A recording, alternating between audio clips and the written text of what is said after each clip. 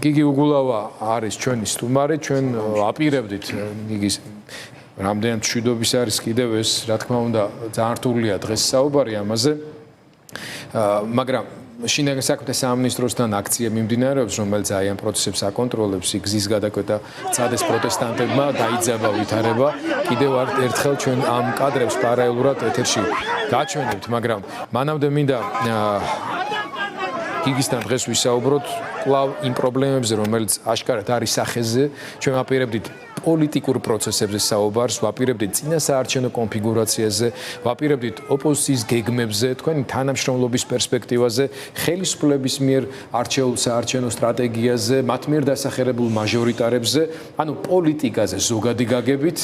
მაგრამ ამის დრო და ხასიათიც და ემოციური ფონიც დღეს ნამდვილად არ გვიწევს ხელს ამისთვის, თუმცა მე ჩემ შესავალ სიტყვაშიც ეგრეთ წოდებულ ედიტორიალშიც ხაზი გაუსვი იმას, რომ ყველაფერი პოლიტიკაა და პირველ რიგში პოლიტიკაა ის, რაც ჩვენი ოჯახის წევრები, ჩვენი შვილების უსაფრთხოებას და სიცოცხლეს უკავშირდება. აი ამ პოლიტიკური პრიზმით რო შევხედოთ უსაფრთხოების პრობლემებს, რომელიც აშკარად აუჩვენს საზოგადოებას, რა სიტყვით, სად ვართ და საითკენ მივდივართ. საღამშვიდობისა, აბსოლუტურად გეთანხმებით, უკვე რამდენი ხანია ყველა ეთერს ვიწყებთ სამძიმრით და ეს უკვე წარმოუდგენელ მასშტაბებს მიაღწია. ერთ ამბავს გაიგებ და ადამიანი ვერ გადახარშავაგერ საჯარო რეესტრის ხელმძღვანელი ადიგენის, რომელიც ხა რაიონის დონეზე ძალიან მაღალი თანამდებობის პირია, ძიმედ დაჭრილი იპოვეს, ეს აბსოლუტურად გაუგონარი ტრაგედია. ხა მე რო წარმოვიდგენ 94 წელი იყო, გამახსენდა სახში დამაგვიანდა, ვერ მივედი, ბებია ჩემი მაშინ ცოცხალი იყო და სახში დილისკენ მივედი, მე მეგობართან დავჭი, იმიტომ რომ მეტრო აღარ მუშაობდა, მაშინ ტრანსპორტიც არ იყო და სახში რომ მივედი, აი ეს კადრები არ ამომდის თავიდან, იჯდა ბებია ჩემი ტელეფონს წინედო და ელოდა ზარს, და ხელს შეჭირა ბრიტვა. ანუ როგორც კი გაიგონებდა რომ აღარ დაბრუნდა რაღაც უნამოს, თვითონ გადაეჭრა ვენებიდან. ძალიან ძიმეა ყველაფრის ატანა, იმიტომ რომ ხა ოჯახს რო ვუყურებ, წარმოვიდგენელია და ეუბნებიან 4-5 დღეა ეძებ ბავშვს და აი ხა კადრებიდან ჩანს აქამდე 4 დღეა შეშესო გვეუბნება რომ ტყეში ვეძებთო და ტყე არის ხა ეს. აი შევხედოთ, აი რა ეს ხო ტყეც არ არის, რაღაცა პატარა ხეები და ბუჩქებია. მანქანას ვერ მიტინგზე 9 შეშესოს დრონი იმები სვავები დაქტორიალებს ხო? სვავები დაქტორიალებს მიტინგზე შეშესოს და მე მათის ტელევიზიებით ხორხოცებენ, აი ბევრი არიან, ცოტა არიან და ამის რა უნდა და ხა აი ამის იქნება და გუშინ წინ იმის წინ რომ მომხდარიყო მეტი გულისხმობით მოძებნა იქნება და სხვა შედეგი დამდგარიყო ხო? მე არასდროს არ შევალ პოლიტიზირებაში ამ გაგებით, მაგრამ უნდა გვესმოდეს რომ ეს პრობლემები რაც გვაქვს დღეს სწორედ აი ამ რიტორიკის შედეგია. რიტორიკის, როდესაც მოვიდა ხელისუფლებაში ივანიშვილი და დაიწყო რომ მოკლედ თუ რამე პრობლემაა შესაძლოა ყველაფერზე უნდა მივაწეპოთ იარლიკი პოლიტიზირება. მაშინ როდესაც ეს ადამიანი არც ვიცი ვინ არის გამგეობის წარმომადგენელი პირდაპირ მივიდა და აი ამ კატასტროფულ მდგომარეობაში მყოფ ადამიანებს ეუბნება რომ თქვენო ოპოზიცია გმართავთო გუშინდელ გზის გადაკეტას გულისხმობ. თუ პოლიტიზირებაა ეს არის და სწორედ სწორი პოლიტიზირება რო არ ხდება, პოლიტიკური კონტროლი რო აღარ არსებობს შინაგან საქმეთა სამინისტროზე და მხოლოდ პარტიული დავალება რო ხდება რომ აი ოპოზიცია დევნე და ეხლა ვხედავთ რომ აგერ აქტივისტებს იჭერენ. ვხედავთ რომ უდიდესი რესურსი იხარჯება არა კრიმინალთან ბრძოლაზე, არამედ ოპოზიციასთან ბრძოლაზე, ხო? მათ შორის 8 წლის მთელი ინვესტიცია პროპაგანდის ჩაიდო იმაში, რომ ოპოზიცია იქ შპრიცებს ყრის, იქ კრიმინალია იქ, ანუ მთლიანად დალპა სისტემა. შეუძლებელია ხა არ ვერ წარმომიდგენია ხა შეშესოში ხო მუშაობს ბევრი ადამიანი, რომელსაც სწორი დალაგების პირობებში ის ხალხი იმუშავებდა, შეუძლებელია ხო ერთად ესე ყველა გახდეს დისფუნქციური, ხო? ეხლა ჩვენ რასაც ვხედავთ, მინიმუმ სრული კოლაფსია შეშესოში, იმიტომ რომ 5 დღე და სანამ გუშინ არ იყო და ისიც წემსება იპოვეს, ესე იგი 16 ეკიპაჟი ვეძებდითო, გუშინ იყო ინფორმაცია და 4 დრონით.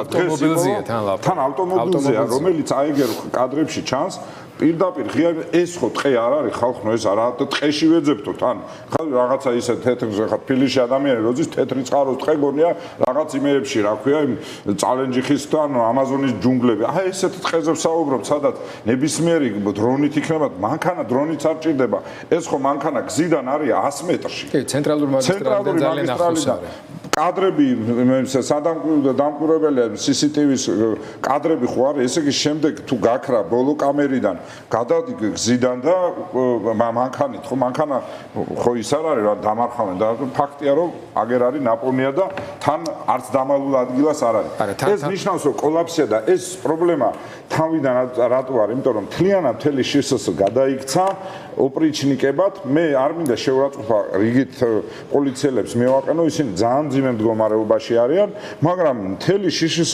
მთელი უშიშროება მთელი ეს სისტემა გადაიქცა მხოლოდ და მხოლოდ ივანიშვილის ფულის დამცველებლად ივანიშვილის უსაფრთხოების მისი უსაფრთხო ძილის დამცველებლად მეტი ფუნქცია არ აქვს აი ხა ივანიშვილი სადღაც რო გამოჩნდა ქუთაისში მთელი დასავლეთ საქართველოს შშ პატრულის შემადგენლობა დასტრიალებდა და მას იწავდა.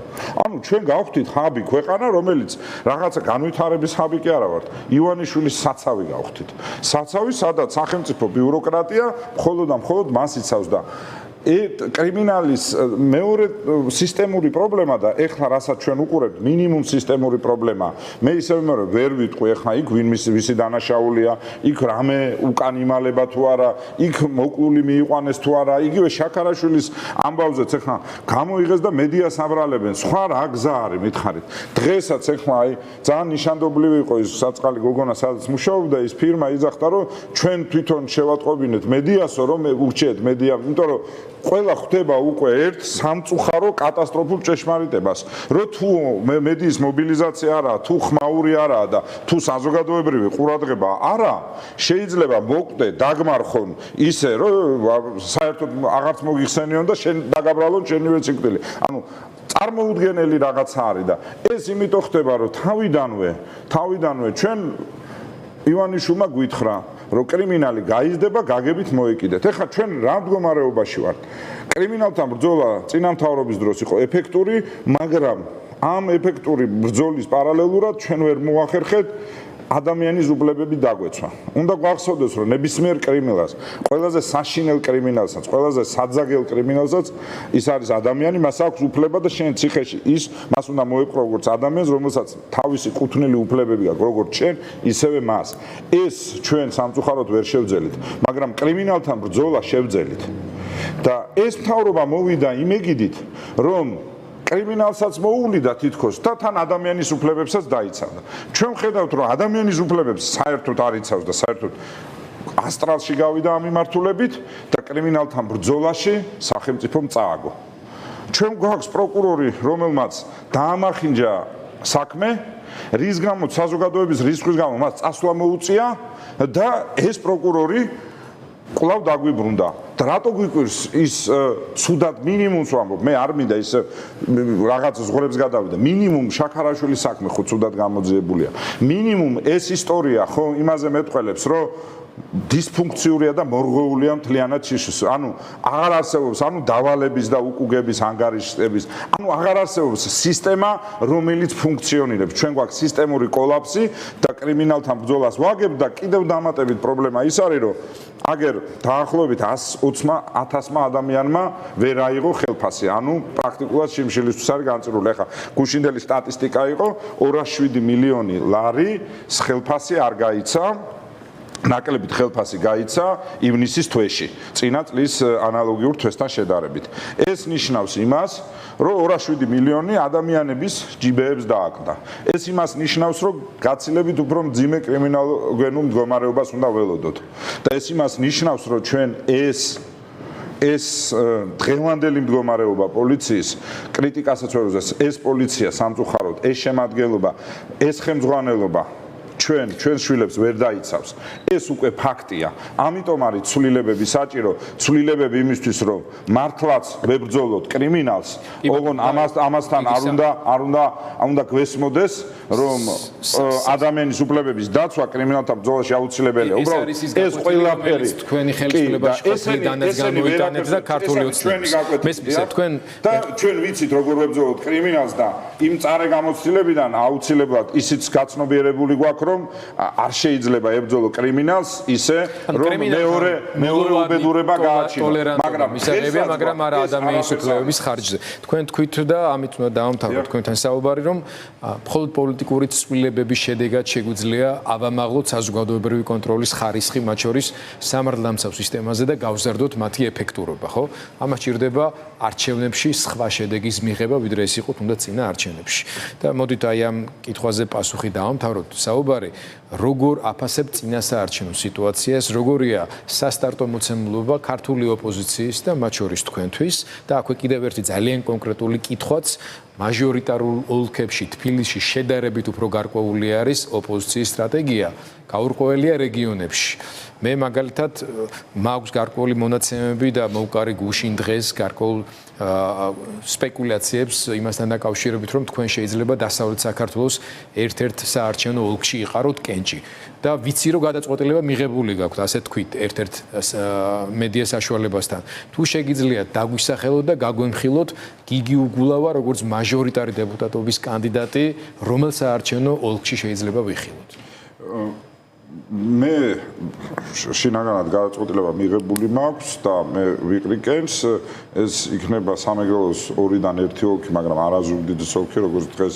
მაშინ გამოდის ხოთი, ხობი, სენაკი მარტო ვიცავ დელიკატურობას, იმიტომ რომ ჩვენ მოლაპარაკების სტადიაში ჩვენი მყარი პოზიცია ევროპული საქართველოსი არის, რომ უნდა შეჯერდეს მაჟორიტარი დეპუტატების მაქსიმალურად შესაძლებელი რამდენიც არის იმდენი და სადაც საჭიროა იქ იმდენი, ჩვენ არ უნდა გავუყოთ ერთმანეთს ხმები, საკონკურენციოდ ჩვენ გვაქვს პროპორციული ნაწილი, რომ ჩვენს მოქალაქეებს ჰქონდეს ფართო არჩევანი და ყველა ღირებულებების და გემოვნების არჩევანი იყოს და ამ თვალსაზრისით ალბათ ძალიან ბევრი პარტია იქნება წარმოდგენილი, მაგრამ ამავე დროს უნდა გვესმოდეს, რომ მაჟორიტარები კვლავ რჩება აქილევსის ქუსლად და ეს იქნება მთავარი, ესე ვთქვათ, არიერგარდი, რომელმაც უნდა გაარღვიოს ის მანკიერი წრე, რომელიც ივანიშვილს აქვს მოწყობილი და რომელშიც ჩვენ ვცხოვრობთ, ამიტომ შეჯერება აუცილებელია. თქვენი დაკვეთით ჩატარებულმა კვლევებმაც ანახა, რომ ცალკე აღებული, რაც არ უნდა ძლიერი იყოს რომელიმე პოლიტიკოსი და პარტია გამარჯვებას ვერ მიაღწევს და სწორედ ჩვენი ამომრჩევლის დაკვეთაა, რომ ივანიშვილის რეჟიმის წინააღმდეგ ვიყოთ ერთიანი და ეს ერთიანობა ზუსტად გამოიხატება მაჟორიტარულ ნაწილში. მარტივად არის საქმე, ჩვენ პირველი ტურის შემდეგ უნდა გვყავდეს ოცნებაზე მეტი გამარჯვებული მაჟორიტარი იმისათვის, რომ მეორე ტური გამარჯვების მარშად ვაქციოთ. ამისთვის არის შეჯერება აუცილებელი. ნუ გვეშინია მეგობრებო, რომ პარტიულ ხმებში არ დავკარგავთ, იმიტომ რომ სადაც დაკარგავ, იქ აინაზღაურებ მეორეში, ანუ სადაც მაჟორიტარი არ გეყოლება, მაგრამ იქ აინაზღაურებ, სადაც გეყოლება. ამიტომ პარტიული ხმების გადინების შიშით მთავარ გამარჯვების ფორმულაზე არ უნდა ვთქვა თუ არის ჩემის აზრით და მე ოპტიმისტურად ვარ განწყობილი, მაინც მოხდება შეჯერება და შესაბამისად მალე უნდა გადავიდეთ დრო არითმეს აქტიურ კამპანიაზე, იმიტომ რომ საქმე გასაკეთებელი ბევრია და ასთავარია ქვეყანა იწვის და ასეთ ვითარებაში უბრალოდ შეუძლებელია სხვანაირად ცვლილებება უნდა შემოატრიალოს ეკონომიკა და ცვლილებება უნდა შემოატრიალოს ადამიანი საკუთარი სახელმწიფოსგან. ეხლა ივანიშვილმა რაც გააკეთა, მთლიანად გააუწყოა სახელმწიფოს ადამიანი და ეს სახელმწიფოს პრივატიზაცია ჩაატარა. მადლობა, გიგი უგულავა იყო ჩვენი სტუდიის სტუმარი. მე ჩემებურ დასკვნას გამოვიტან შესაძლო მაჟორიტარული ოლქიდან გამომდინარე იქიდან რომ სამეგრელოში სულ 2-ია ასეთი და ზუგდიდთან მიმართებაში უფრო ჩამოყალიბებული არის ოპოზიციის საერთო მიმართება, ალბათ დიდი ალბათობით იგი შეიძლება ვიხილოთ კონსულტაციების შემდეგ ალბათ ფოთი, ხობი, სენაკი, მარტვილის არც თუ ისე პატარა საარჩევნო ოლქის მაჟორიტარობის კანდიდატი. ცალკეა? ფოთი, ხობი, სენაკი, აბაშა მარტვილი, ცხოროწყუ წალენჯიხა ეს ორი. გასაგები. ამ ორიდან ერთ-ერთში ალბათ. კარგი, მადლობა.